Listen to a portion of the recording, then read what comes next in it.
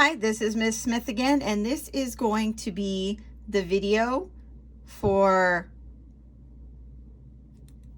2A, which is the first learning target in Unit 2, and this is going to be creating equations. Now, creating equations just means that we need to look at a story. We need to decide which things need to have a variable and which things do not. And then we need to create an equation to represent that story. For example, our first question says, Wei Lu sells jeans for $20, shirts for $15, and scrunchies for $5 each. Create an equation to represent his total dollars earned. Be sure to specify each variable. Well, when I read this, I'm going to go to what he sells. He sells jeans, he sells shirts, and he sells scrunchies. Those are the things he's going to be selling. So I know that for every one of these he sells, he makes $20 each. So that means jeans is going to have to be measured, the number of jeans. So the number of jeans, I'm just going to call that J because I can. I could call it X, P, Q, L, M, Y. It doesn't matter. I'm just going to call it J. I also need shirts are going to be $15 each. So I need to be able to count how many shirts. Okay. So I'm just going to call that S. And then I also need to be able to count the number of scrunchies. So number of scrunchies. And the number is important. We're just not counting a scrunchie. We're counting, or how much. We need to count the number. And see, S is already used, so I have to pick a different one. So I'm just going to go with H. Just picked it randomly. So these are the three things I'm counting in my equation. Then I need to figure out what I need to find. This says create a equation to represent his total dollars. So I need a total, and they don't give me a number. Now, if they would have said create an equation to represent that he sold $700, I would just use 700 because that would be my total. But because we have total dollars, we need a variable for that. So we need, we'll call this total earned.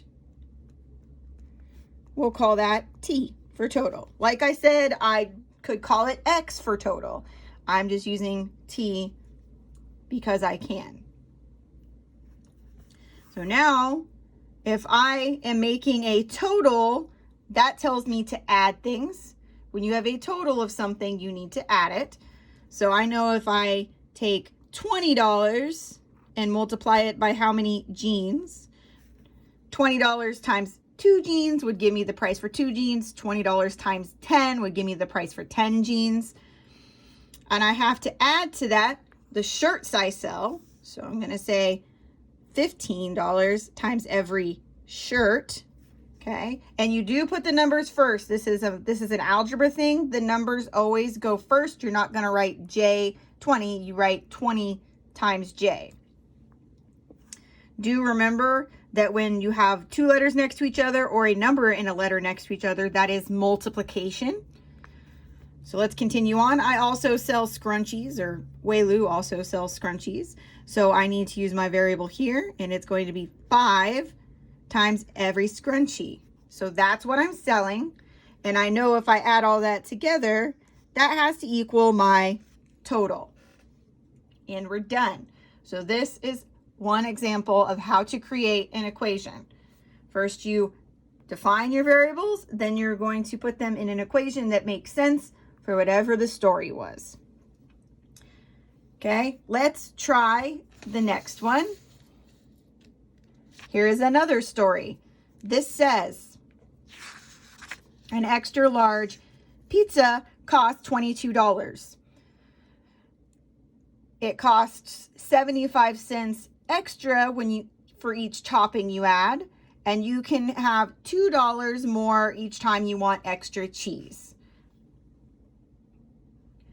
It wants us to create an equation to represent the total cost of an extra large pizza. We have to specify the variables. So this one has a trick in it. You might be tempted to say each pizza costs $22. Pizza needs a variable. But this says create the equation to represent an extra large pizza. That's just one. That's one pizza. So one pizza is just going to be $22. We're not buying multiple pizzas. So now we know that the extra large pizza is our $22, but we do need to have the total cost. So I like to write this always as T, just for total, but you don't have to. It could be X or Y. So total cost T. It does say that each topping is 75 cents. So number of additional toppings, and I'll just call this A. Then it says $2 more every time you want extra cheese. So number of extra cheese. Okay. We'll just call that E. So now these are the three things we're measuring. We've already said, hey, the pizza already costs $22. It's not going to be any extra. That's the cost of an extra large pizza. So that's going to be the start. So when you buy a pizza, it's automatically going to cost $22. But then we have to add 75 cents. So 0.75 for each topping.